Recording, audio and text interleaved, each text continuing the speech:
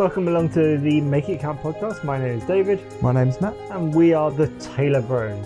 And we're in the middle of our summer shorts series on being real in an artificial world. What was today's episode going to be on, Matt? Today's episode, we're looking at relationships. So artificial relationships or artificial friendships in a digital world. We had a couple of different ideas of what this particular episode could look like. Yes. How come we ended up with this one? So I was looking at a couple of articles, just what does it look like, relationships, digital world, connection, artificial intelligence, and we'll dive into bits of all of those things. But even just at the beginning, I was thinking, man, the way that we do friendships, the way that we do relationships has changed because of even just digital connection, digital, what's it called? Texting. Communication. Yeah. Not even social media, even, for example, texting, as you said, phones.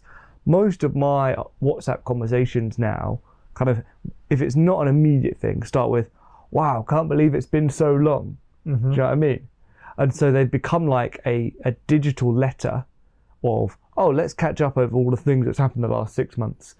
Or it's, I need you to buy some milk now, or we're meeting right here, blah, blah, blah. So it's instant or really long, which is strange. That's not really how it was a few years ago, at least for me. Yeah. So that's changing the way we talk and interact with friendships. And definitely, yeah, there are some things that are shifting, like generally, maybe macro trends. I know for me, I think of texting and WhatsApps now much more like a digital letter, weekly, maybe bi-weekly, like as in fortnightly. Yeah. And if I want something instant, I'm much more likely to do a phone call. Interesting. And yeah, because that's the instant, you can communicate instant information much more quickly in a 30-second phone call. Yes. That would take you 10 messages on instant. Oh yeah, for sure. And so it is interesting, like you said, whilst we have that instant messenger function, and some people treat it like that, like a little WhatsApp, instant back and forward. Actually, many of us are not really using it like that, and more like a weighted obligation to return or reply to this person. Yeah, absolutely. And it's interesting, well, I didn't look into research to do with how different demographics are doing. It's kind of partly just anecdotal from my own experience and then reading around some articles. But something I think I remember reading before was teenagers or Gen Z and then Gen Alpha afterwards are much less likely to want to pick up the phone. They want to text, they want to message with their thumbs, which is interesting. And that's my understanding about that was that you can control what you're going to say. Yes. And I suppose the thing that's interesting in the way we maybe are more likely to approach it is more like digital letter writing. The difference is, historically, I would assume that someone that did a lot of letter writing, they put a time aside to do that in their day. And sometimes you read the biographies or the days of these famous people of bygone eras, and it's 4:00 in the afternoon, I spend an hour writing letters. Yes. It's a scheduled activity. That's a scheduled activity I'm going to do every day. Whereas for many of us, probably in this digital world, you fit it in here and there. Fit it in, while I'm on the tube or on the bus or waiting. On the toilet. Yeah. Okay, what else did you find? Yeah, unsurprisingly, there's lots of research that goes, social connection is important, and we've talked about that before. When you are connected, you have lower rates of depression, lower rates of anxiety, you are more likely to live a long time. One thing that I found was interesting, this was claimed, apparently we are 30 times more likely to laugh with someone in real life than we are on our own, which was interesting. We played football with somebody. I remember them talking about them watching TV. They said when something is funny on TV, they'll never laugh out loud. They might find it amusing, but they'll never laugh out loud. Yeah. And yet when if you're with them, yes, they'll be laughing, you'll be laughing. There's that, I'll laugh with other people. Yeah. And it wasn't like a conscious decision of, I'm not going to laugh at the TV. It was just his reality. Yeah.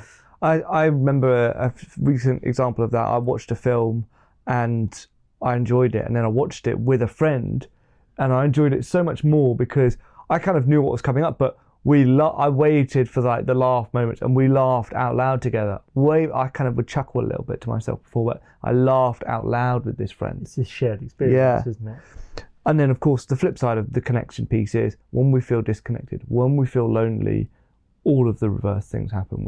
Worse immune functioning, even worse cognition, not just mental health, but literally your brain ceases to function as well. You can't process things well. Yeah, my wife was telling me that there's an increased risk of dementia without that in-person social connection and lower working memory, all of those sorts of things. Very interesting. Yeah, for sure. And then increased depression, anxiety, and anger and personality disorders. So that's the sort of the connection piece. That's been well researched for years and decades, and the impacts of isolation. What I suppose we're still on the brink of is, what about where you've got digital connectedness, but that doesn't lead to that same social connection benefits? And there's a lot more research going into, well, so why are these interactions aren't necessarily leading to that same positive feelings? One of the things that a lot of articles were saying was, it's just the lack of real information. So we're here in this room together.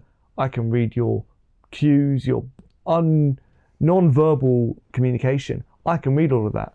It's beautiful dancing. And over a screen, you can't do that.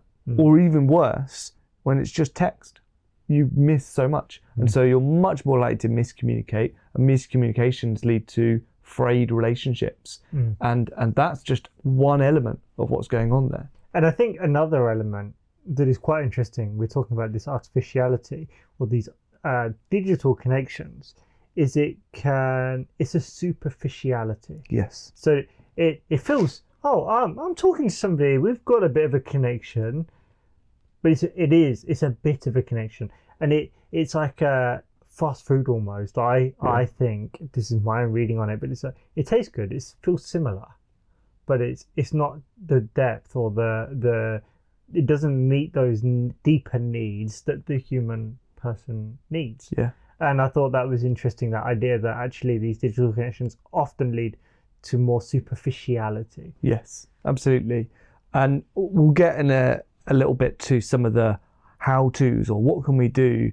One of the things that came to mind was being 3D in a 2D world.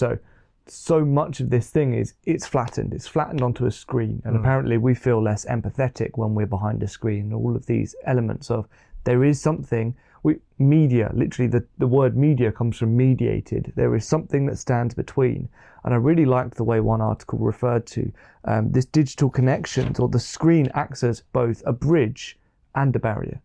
So it enables me to interact with people I wouldn't necessarily be able to otherwise. But the barrier is, I can't interact in the same depth. I can't interact in the same richness that I would if we were person to person. Yeah. And I suppose that's the thing, isn't it? Because I had this idea or this memory in my mind of when you're out with people and you're camping and you're around the fire. Yeah. And you're in person and there's nothing there, nobody's got their phones, and it's a bit dark.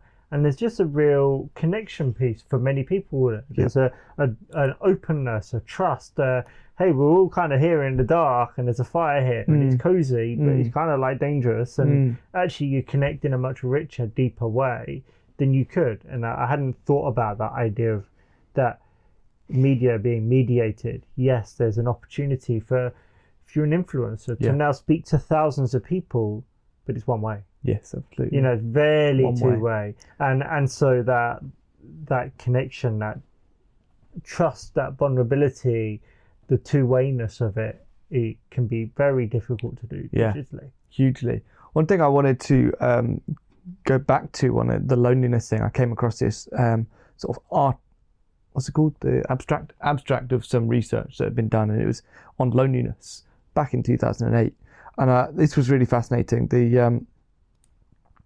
They were looking at the impacts of loneliness, and they come up with this narrative of, these people trace the evolution of these tandem thought forces, showing how our primitive ancestors' survival depended not just on brawn, but on greater commitments to and from one another.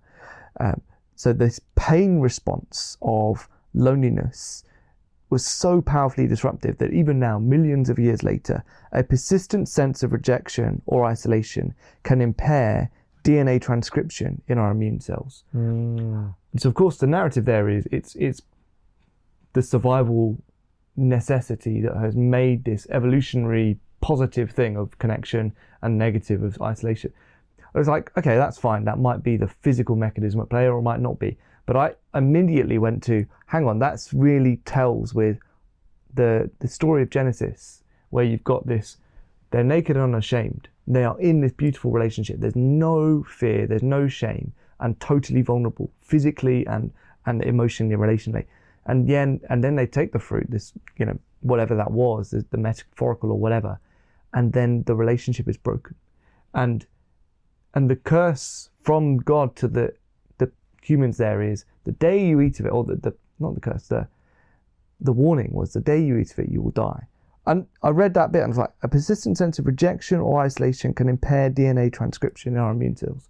It literally affects our DNA. Yeah. That isolation affects our DNA. Okay, that's death in the body at work through isolation and rejection. And that is what started then. I was like, oh, that's so interesting. And of course, they might just be two ways of telling the same story. But I thought that was fascinating. Yeah, and I suppose as we sort of wrap this up, it is interesting because it's a persistent feeling, and it's remembered that we're interconnected people. Yes. I remember something suggesting that people who spend 2 or more hours on social media, it increases their feelings of loneliness. And so it's like, well, there's a practicality, we talked about that in the past, of like, hey, anything above this number of alone hours, you are lonely. Get this step change. But also sort of there is a feeling that goes with that. Yeah. And I suppose as we wrap up, and maybe lead into maybe next episode a little bit, but actually there is a recognition, or maybe a helpful rubric, is that using digital communication to create in-person relationships. Yes. Hey, let's go Facilitate. here. Let's use it as a facilitator rather than a replacement. I like that. I really like that. And so that was a really helpful rubric for me. There is some like, I can keep this connection until such and such. But yeah, using it to facilitate in-person connection being a really nice rubric. That's the episode today, I think. I think so. The only other thing I'd say is there were 3 things I found that were common across all the how-tos. I think that's actually a really positive one. All the others seem to be a little bit more on the defensive side. They were kind of create boundaries in time and space, so phone-free spaces and times, and then pace, so slowing things down, like maybe approaching things mindfully. We're always speeding up, slowing it down. And then it was generally, you should be trying to do face-to-face stuff, so balancing. But they didn't use the facilitate. So I really like that. Boundaries, pacing, and facilitating. Yeah. Right. Let us know what you thought of this episode of our summer shorts. Shorts, not so much. But we enjoyed it. We hope you're enjoying it. Let us know what you think. And tune in next week.